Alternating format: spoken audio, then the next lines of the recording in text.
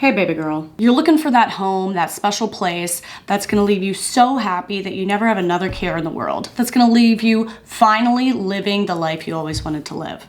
I can't help you with that. I think it's a little unreasonable, but what I can do is help you find an apartment that's gonna be a pretty reasonably wonderful fit for who you are and for your life. Everybody wants to find their dream home, right? Their forever home, which is an annoying phrase to me, but we all kind of want that place where we're just like, okay, this time when I move, I want it to be good. I want it to be really good. But there are some major mistakes. There's particularly one major mistake that like almost everybody makes when they're apartment hunting. Today, we're gonna talk about some traps, some rental traps that you'll really want to avoid, ways that you can negotiate a good deal, the design features that I think are really great to look for, and the design features that like don't matter, stop stressing about it. We're going to talk about the biggest mistake that almost basically everybody makes. And then I think at the end, you guys sent me some apartments that you're considering renting. And we're gonna look at a couple of them. We're gonna break it down. I'm just sharing facts here. I'm gonna share some facts. I'm also gonna share some rumors. These are the tips to unlocking your dream apartment and securing your perfect home. Let's go. Things aren't always what they seem. I'm gonna talk about apartments, condos, rentals, but I think a lot of this also applies to when you're looking for a home to buy. I've probably lived in like 12 different apartments in my life. I lived in New York for almost a decade and I had to move apartments so much. I feel like I learned a lot by my mistakes, and I have learned what actually matters when looking for an apartment. I'm in a lovely apartment now in Washington, D.C. The background of my camera won't light it up. So can I just show it to you? Just show them the apartment, dog.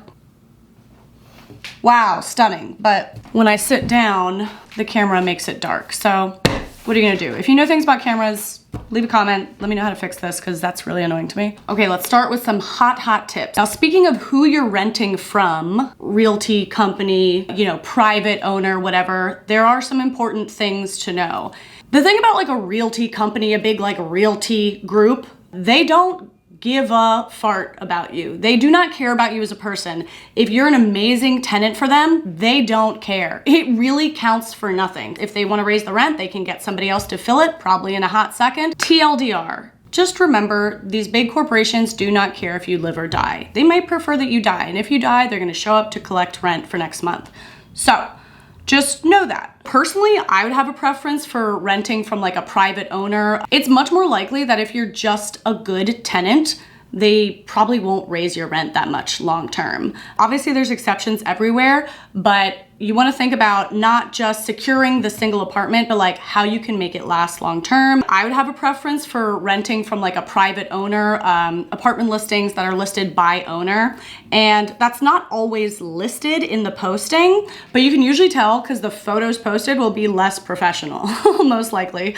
They'll be slightly less professional, like a little wonky. In some cities, they might even post those on Craigslist. That's only certain cities, but I know in New York, it's very typical to find. You have a lot better chance of having a positive relationship with a reasonable human when it's not a realty company. Can you go for the realty company? Of course you can. These are just things to know. Don't yell at me. Okay, I have more stuff to say about landlords and such and rent and all that, but I want to talk about the apartments themselves for a moment. The thing is, when you're moving into a new home, it's really easy to focus on everything that was wrong with the last place. And it's really easy to take for granted all the things that were working for you that you maybe didn't even like clock they were working. Those things may be like, I really like having light superficial interactions with neighbors. I love never seeing anybody, being near a grocery store or a park, being able to hear noise from the street or never hearing noise from the street. But you gotta get brutally honest. Do that little like reverse engineering of the past places you lived and what actually worked and what would be horrible if you lost that feature. And when you're looking at a listing, there's gonna be a very, you know, seductive rap sheet where the realtor highlights the crown molding or the wall moldings or the wood floors or whatever, and those things are really nice. But let me tell you what, for me, if there's not enough windows and natural light and the building isn't like south facing, I am going to be very depressed. I need that natural light. I need views of the outdoors. I would walk into an apartment and pull out a compass. Like you can have a phone app compass to say like, which way is this building facing? I know there's maybe light in it now, but how much light will there be later? South facing windows are the gold standard, but you can get a mix with east and west depending on the time of day. For me personally, it was also really important to not be like too many floors up off of the street. I found that if I am too separated from the street and the rest of the world, society, I want to end it all. A lot of this just comes back to like figuring out what makes you depressed. The key here is to get really brutally honest with evaluating what actually makes you happy, not just what people tell you is supposed to make you happy.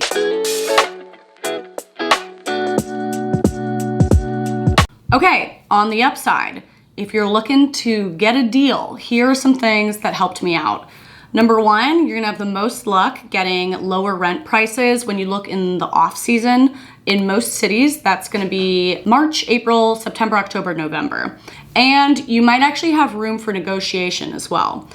I negotiated my rent. I will share some tips. Do this wisely, do it respectfully. Number one, for the apartment I looked at, I noted how long it had been posted. It had been sitting empty for like over a month, and I knew there was probably room for me to reasonably ask if there was room for negotiation. If you're going to negotiate, figure out what you can offer your landlord. One of the best things you can offer a landlord is a longer lease. If you're down to do a longer lease, that can benefit everybody. I offered to do an 18-month lease in exchange for a rent price drop, and my landlord went for it. Because this means for the landlord, instead of 12 months, that means that's 18 months for them that they don't have to worry about getting a new tenant. And for me, it means actually that my rent won't be raised after a year. I have all the way till 18 months. So when I emailed him to negotiate price, be a kind person, be a reasonable person, bring something to the table. The thing you might bring might be a longer lease. I offered to paint the apartment myself because he was gonna have it painted. I offered to paint it myself so he didn't have to pay for that. Whatever you think your assets are to offer. But to me, the key takeaway here, like I'm not a negotiating expert, but you're going to have a long-term relationship with this person. Don't be a jerk. Be a reasonable person. Most people, especially when it's the owner renting their private home, they just want to find a good tenant. Like it's so hard. People be crazy out here. People are so crazy out here. They just want to find a good tenant. I have such a good relationship with my landlord now. He lets me do things to the apartment. We're chill. He's invited me to come visit him in Kuwait if I am ever passing through. So be a reasonable person. It doesn't always mean you're gonna get what you want, but it's a pretty good tenant for moving through the world.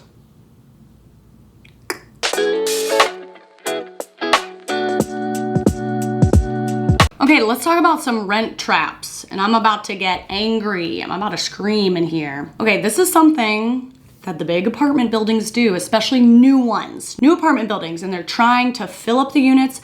They're trying to scurry people in, and guess what they're gonna do to you? They're gonna say this. Okay, the unit is $1,500 a month, let's say. But we're gonna give you the first month free. So it really is more like, what's the math? $1,375 per month. The rent is really more like $1,375. And then you're like, oh my God, $1,375, that's so much less than my budget of $1,500. I'm saving all this money, blah, blah, blah, amazing, I'll take it. And then the year lease ends and they bump up the rent by 5 to 10%, not based on $1,375, but by $1,500. Now we're up to $1,650, okay? Now you can't even afford the rent and you're having to move again. And guess what? They don't care if you live or die. So they'll say goodbye and you have to pay for the cost of moving again and you have to find another apartment. So they do this trick. The rent's really, it's a month free, so the rent's really $0. It's not bad to take that deal, but when you take that deal, do not be telling yourself the rent is only $1,375 or whatever, because it's not. You need to make sure that you're prepared to budget for that full $1,500, because that's it's gonna be next year, and actually it's definitely gonna be higher than that next year. So you don't wanna get screwed over. They're tricky tricksters. The single biggest mistake that I see people making all the time at every age when they're looking for a new home, whether it's an apartment, a condo, a house, owning, renting, whatever, is they don't take into account their own lifestyle. What is your lifestyle and what are the components of that that are really important to your happiness? You see people all the time moving way the heck out so that they can buy or rent this giant home with all the property and all the square footage, and then they're so far away from their friends and community. And you can make that work, but it's also really hard to make it work when you've moved away from your friends and family. So like, I think we all know that just a physical material thing doesn't make you happy. The crown molding alone is not gonna make you happy. The square footage alone is not gonna make you happy. But then I see people moving and stranding themselves in the middle of nowhere away from their community just to isolate themselves with like a material good all the time. And it makes people so unhappy. You can restart your life, you can build a new community, but know the price of that and know that it will take time. This prioritizing of material goods over lifestyle, convenience, commute time, having friends nearby, it is not a small trade. So if you're gonna do it, make that decision consciously. Basically being brutally honest about your lifestyle. I think there's things that we would all like to think that we like to think we enjoy. Like I like to think that I hang out in parks by a fountain all the time. I live by a park with a fountain. I haven't been there that much. It's a nice idea. It's a nice idea, but it doesn't really keep me warm at night. What I do all the time is walk to my gym, walk to my grocery store. Actually, I would say the grocery store is a little too far away. I'm annoyed about that. Whole Foods. In fact, the way that I did my apartment hunting search was I didn't even look at apartments yet. I went and I vetted all the coffee shops because I wanted a local coffee shop, somewhere I could walk, somewhere I could easily do work, and a nice environment. And so I actually vetted specific neighborhoods based on the coffee shop available, because that is something I would routinely use and would significantly improve my lifestyle every day, every week. There's also lifestyle factors that are going to influence what kind of interior you like. For example, if you're working from home and you have to choose between like a lot of square footage in the bedroom versus a lot of square footage in the living room, I might go smaller in the bedroom because you want to have as much space as possible to be working in during the day and not feel like you're going insane. If there's only like one chair you could ever possibly work from, people are gonna get hurt. People are gonna get hurt. People are gonna get injured while you're working from home. It's not gonna be nice. It's not gonna be a nice time. So like, what are the actual things that you're doing in your day? Don't get distracted. Speaking of moving into a new place, my brother just recently moved into a new place, it's gonna be a temporary place, and then shortly he'll be moving into his actual apartment. But I would really love to do like, hopefully I'll get to do like a apartment makeover with him or something. But in the meantime, he needed all the stuff that you need when you move to a new place. And we decided to work with 𝐏𝐿𝐿, who is the sponsor of today's video. And I'm gonna tell you a little bit about them, okay?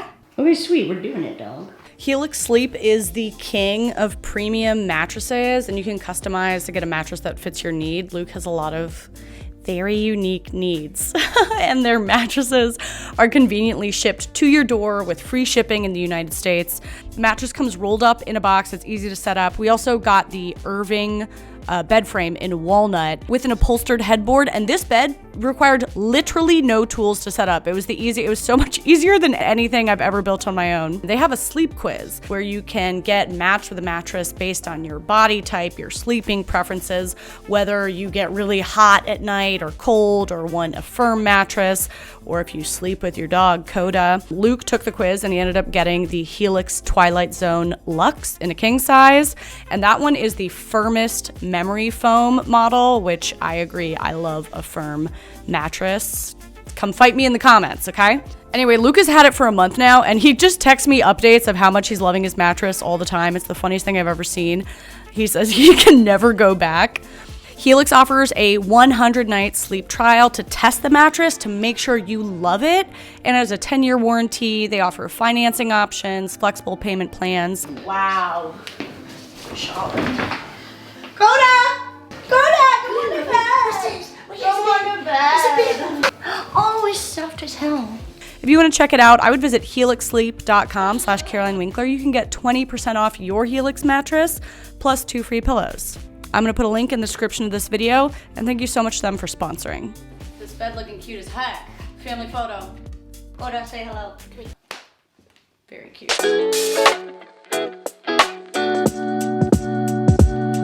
Wowie wow. Okay, I want to talk a bit about design, what to look for with design. It's just my opinion, dog. It's not the Bible. But I'm going to say some things that I think are worth focusing with design and some things that I think you don't need to stress about, okay? And take it or leave it at your leisure. We all want this pretty apartment, and I ended up with a very pretty one with details that I like in crown molding and high ceilings and wood floors. But I considered a lot of other apartments that were very, very different. I considered very modern apartments, very new builds. The design aspect is nice, but even I know that the interior architecture of an apartment alone is not enough to like make your life good and make you happy. And I'm someone who has an interior design YouTube channel. The other kinds of apartments I considered were super, super modern ones. The apartments that are like super crisp and clean and white and fresh, new appliances, etc.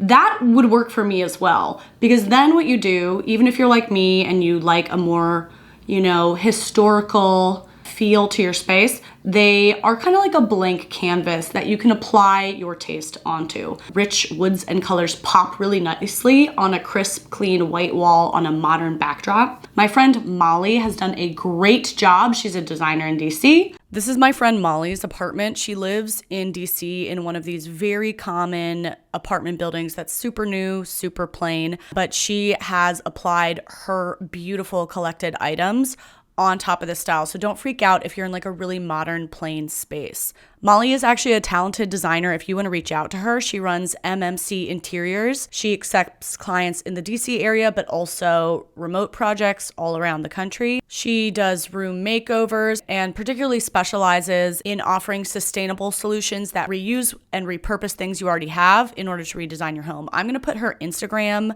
and her website portfolio in the description of this video. You should absolutely work with her. I love her. So even as a design fanatic, I think it can be a big mistake to prioritize just like flashy design features over prioritizing, does this fit my lifestyle? Will I be connected to my community? Am I gonna get depressed here? There are middle grounds, and I think it's worth considering other options. Okay, I mentioned before a couple things to keep in mind, which I call like antidepressant measures. Is there natural light? Can I see a single plant? But there's also some things that I would be wary of, especially in big buildings. There's these big new apartment buildings. They're all over most cities, but especially in DC. And they're all about the amenities. The amenities. And there's like this workspace and that workspace and this cinema and that virtual golfers, whatever. They're selling you a lifestyle. They're selling you a dream, a vision of you being so communal, meeting all these people, all these hot young singles, mingling, everybody. It's like a party. It's like college dorms, but for adults, it's a slumber party. And I considered moving into some of these apartments. One was like one of my top ranking options before I moved in here. But I noticed that all of the spaces, all these common spaces, they were always empty. They were always empty when I saw them, which doesn't mean that they're always empty, but if you don't see it when you're there, it most likely won't just suddenly appear later. There are exceptions. I do know some people who have lived in these like young, hip, new buildings and genuinely met a community, so of course it happens.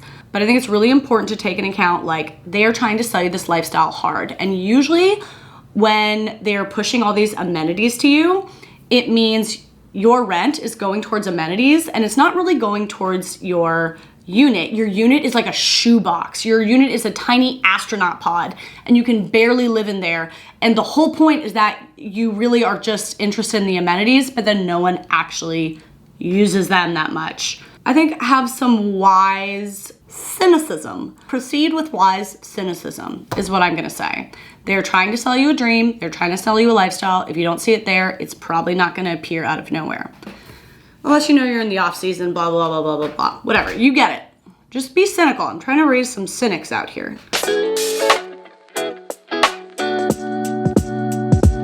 Let's look at some apartments. Yeah, let's look at some things you sent me. Okay, I like this apartment. We've got lighter wood floors, like fabricated wood. Fine with me, they don't look horrible. And I prefer dark wood floors, but I'll tell you what, dark wood floors show all the dirt and all the dust. So if you don't fancy yourself a duster, light wood floors are the way to go. Nice big windows. Okay, so this kitchen feels a little depressing to me. There's no windows, it's tiny, it's outdated. It's like a triple threat. Tiny, no windows, outdated. No windows in this living room, dog. That's a no for me. No windows in the living room? No windows in the living room? That's the one thing I'll say. If there's no windows in the living room, the room from whence I'm living, that's a no for me. No windows in the living room, not gonna be a lot of living in there. You know what I mean? Okay, apartment number 2. Let's look at this. Cute as heck. I spy a tree. Ooh, nice big windows. Nice open space. Sweet, so it's open concept. I'm not turned on by open concept. Lots of people are. That's fine. But this is still so nice and open and airy that I would still be considering it. Looks like a kind of less updated kitchen, but not a deal breaker to me. It really depends on the rest of the space. Bedroom, super fun, super cool. It feels like we're in a tree house. Love it. Great windows, great features. Ooh, built-in wall of wardrobing. Yeah, I like that. Teeny tiny bathroom, but it's got the basics. Okay, so this is an example where like I'm not that hot for an open concept, but the bedroom's so great, kitchen's great, the space itself has lots of living room, I'd be down. So it's like, you know, don't hurt yourself, don't make the job harder by having too strict of a checklist determined ahead of time.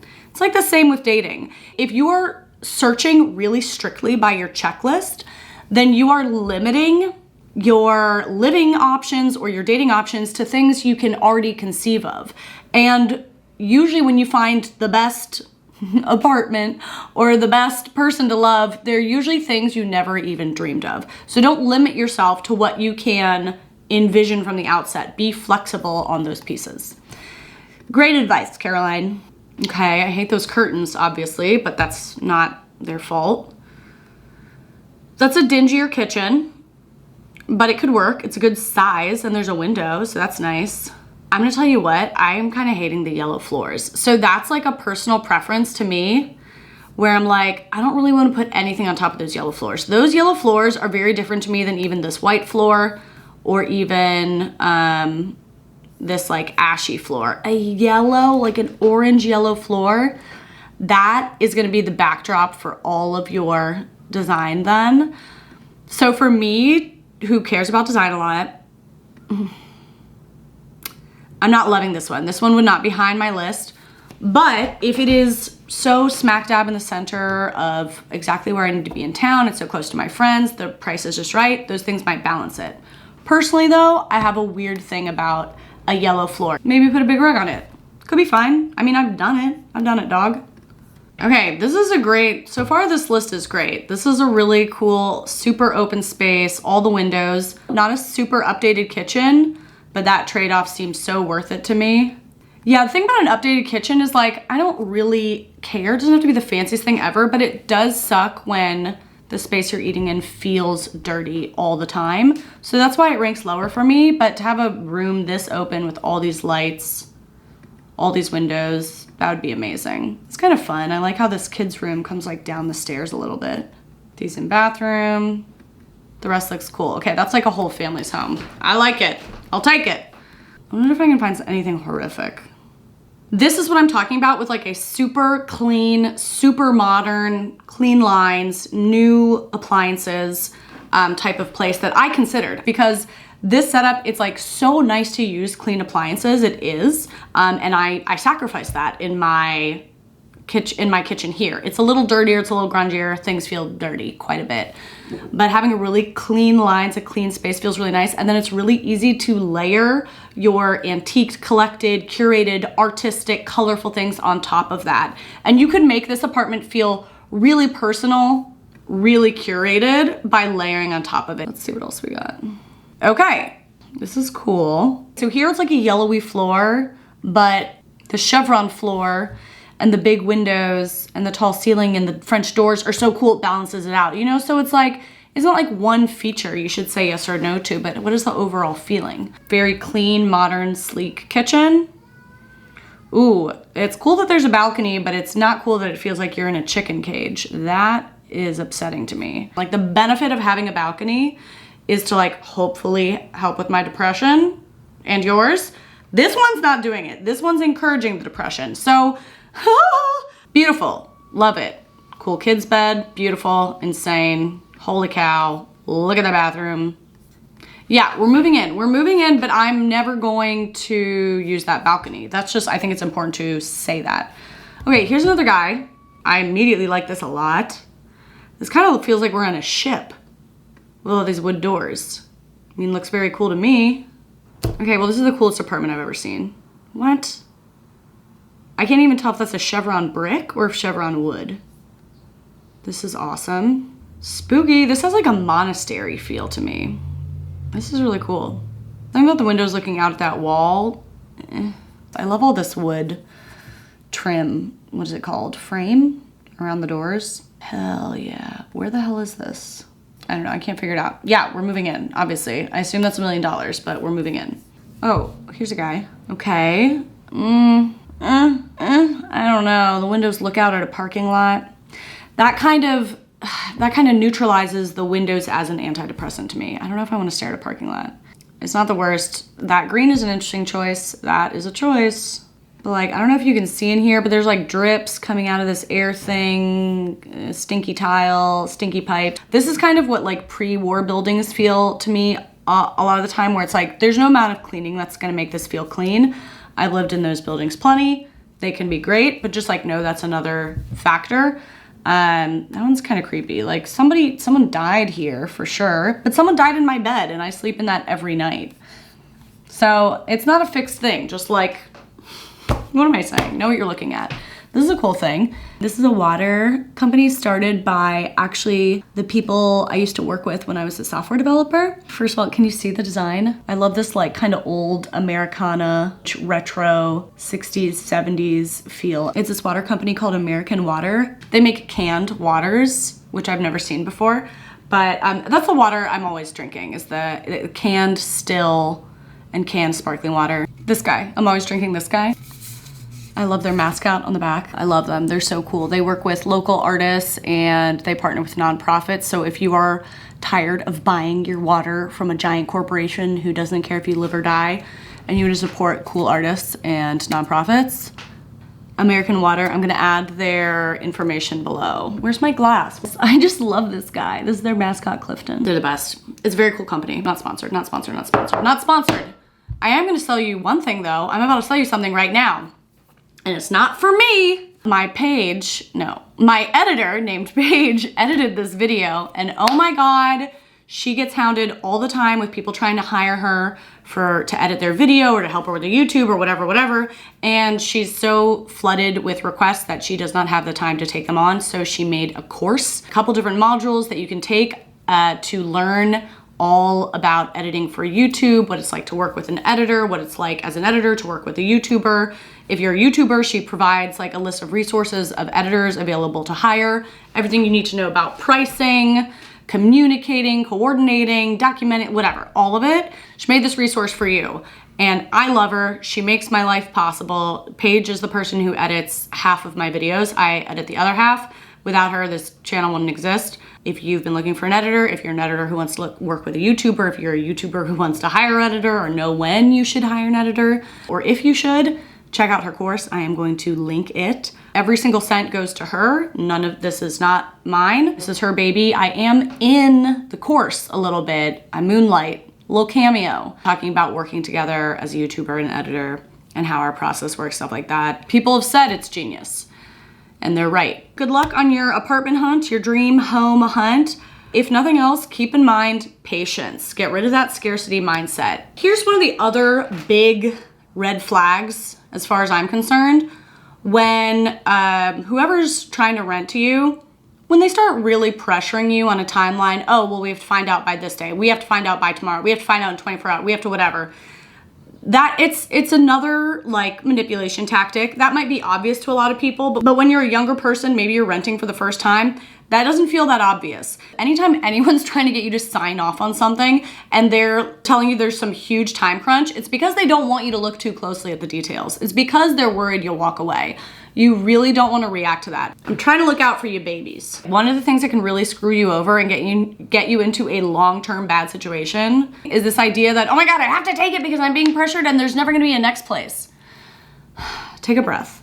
There will always be a next place. Yes, the apartment hunt is hard and it's draining and you want to get it over with, but you also want to move into a place confidently, not rashly. You don't want to be over your head with your rent prices. Take your time. This happens to people every single day when they're looking for an apartment or they're putting an offer in on a home and it feels like this is the last good place. But they always find another one. There will be another one. Don't make a rash decision. Patience, zen, whatever. It's hard to do, so, okay. I have to go. That was terrifying. I have to go. Bye.